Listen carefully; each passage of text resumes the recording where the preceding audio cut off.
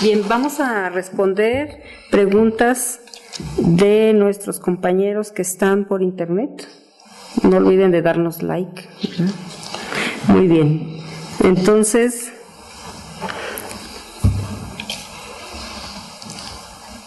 el doctor José Soto nos pregunta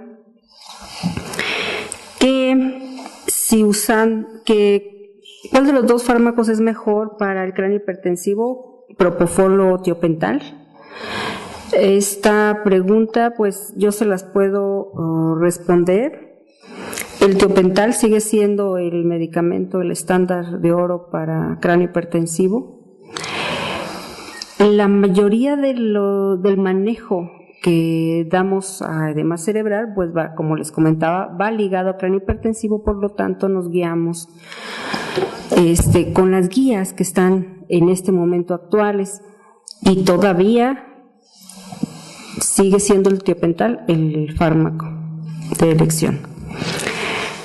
Muy bien, el doctor Gabriel Alberto Tapia le pregunta al doctor Alejandro López si recomienda aplicar el concepto de Lund como primera opción.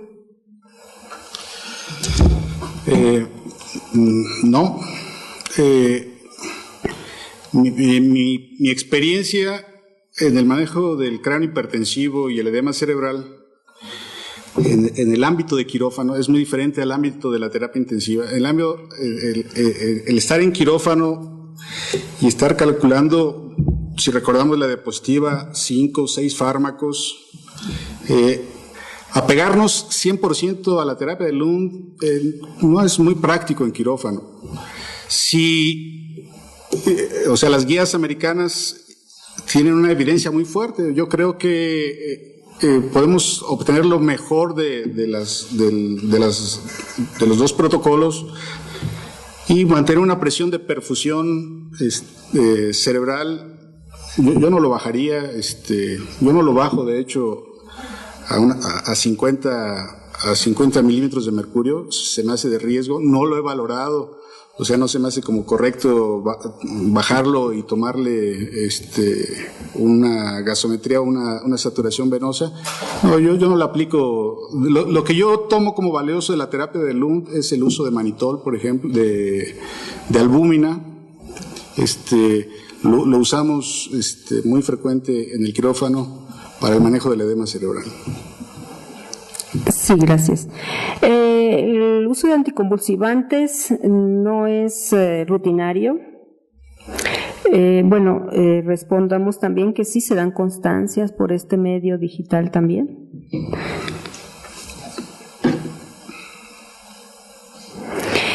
Otra pregunta de la doctora Araceli Gutiérrez.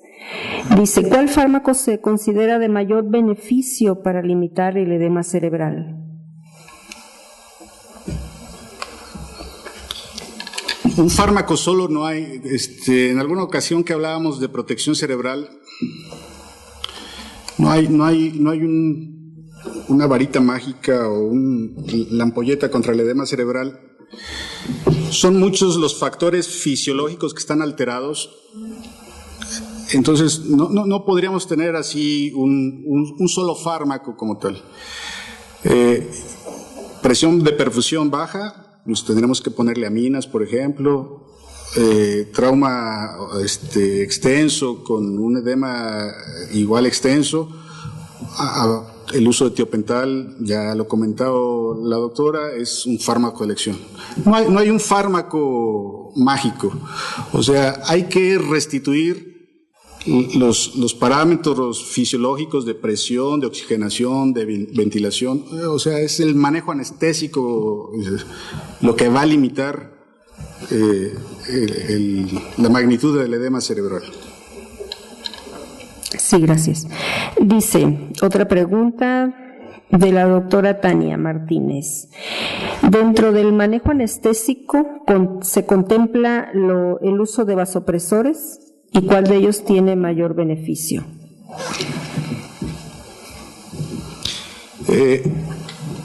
En hipotensión grave que esté condicionando una baja en la presión de perfusión cerebral, empleo norepinefrina, o si depende del estado clínico, pues, del paciente y de la causa de la posible hipotensión.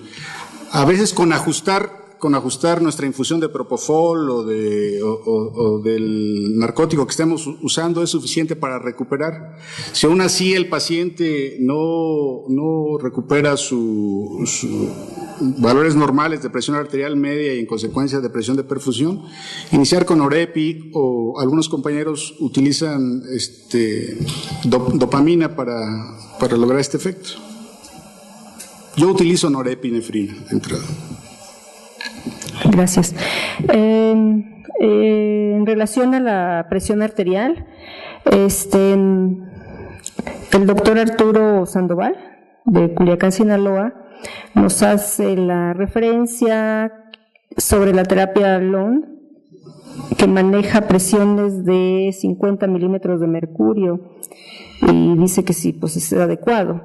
Bueno, la respuesta es que la terapia, sí es el concepto LON, pues esa terapia no es ya una terapia que ya esté en boga, al contrario, es como que ya está en desuso.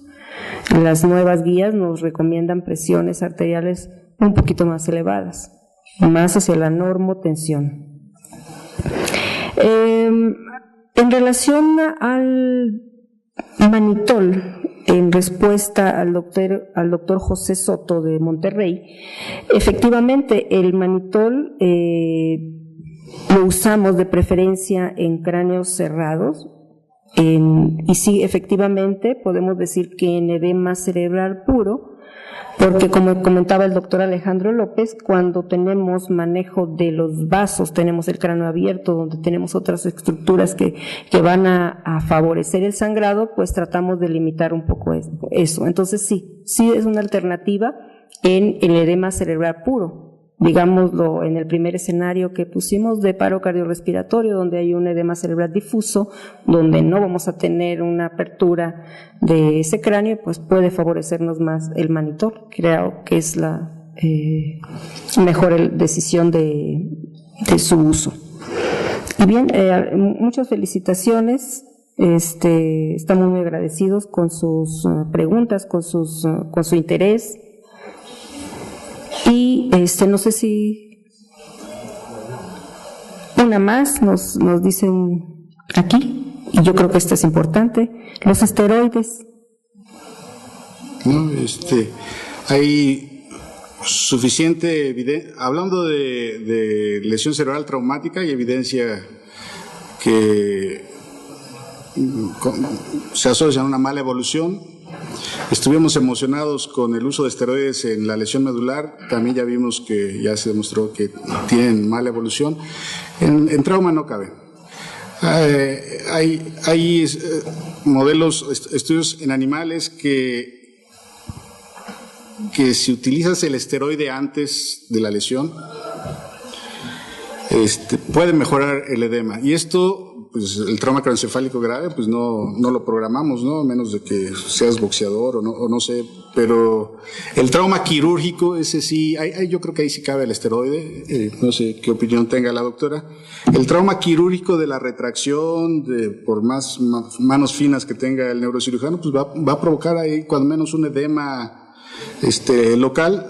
Sí está, yo creo que sí está indicado en esa situación, antes de que se establezca condiciones de acidosis. Este estudio que les comento, si hay acidosis y se utiliza esteroides, la evolución es mala. Se incrementan la liberación de los mecanismos de la inflamación y el daño celular aumenta y el edema cerebral aumenta. En el vasogénico está bien demostrado su utilidad. Hay una mejoría clínica muy notable cuando se utiliza el esteroide en el edema vasogénico, en el edema perilesional, como la metástasis, esa pequeñita con ese gran edema. Ahí es donde tiene utilidad el uso del esteroide. Sí, Sí, efectivamente, esteroides, poco y poca dosis, porque recuerden que también es hiperglucemiante. Entonces, pues, tenemos que, el riesgo puede ser mucho mayor. Y bueno, ya para terminar, pues son varios estados que están presentes con nosotros aquí, Sonora, Sinaloa, San Luis Potosí, el Estado de México, Monterrey, San Salvador también, está presente, y pues TIVA o AGB, pues en cráneo hipertensivo, pues TIVA, no hay de otra. Muy bien, pues les agradezco mucho su atención y damos por terminada la sesión. Gracias. Muchas gracias. No me resta más que agradecer esta estupenda sesión. Creo que fue una revisión muy puntual de un tema que realmente es algo a lo que nos enfrentamos casi todos los días. Yo quiero agradecer a los doctores y yo entregarles una constancia por su valiosa participación. Doctora Mirna, muchísimas gracias. Doctor Francisco, muchísimas gracias. Y doctor Sergio, muchísimas gracias. Agradecemos su asistencia, esperamos vernos en la siguiente sesión correspondiente al primer lunes del mes de octubre, donde tendremos la presencia del doctor Ricardo Plancarte Sánchez aquí como coordinador de la sesión. Los invitamos a que continúen checando nuestra página web www.comexam.org.mx para que tengan ustedes acceso a toda la información con la que cuenta nuestro colegio en la actualidad. Buenas noches y muchas gracias.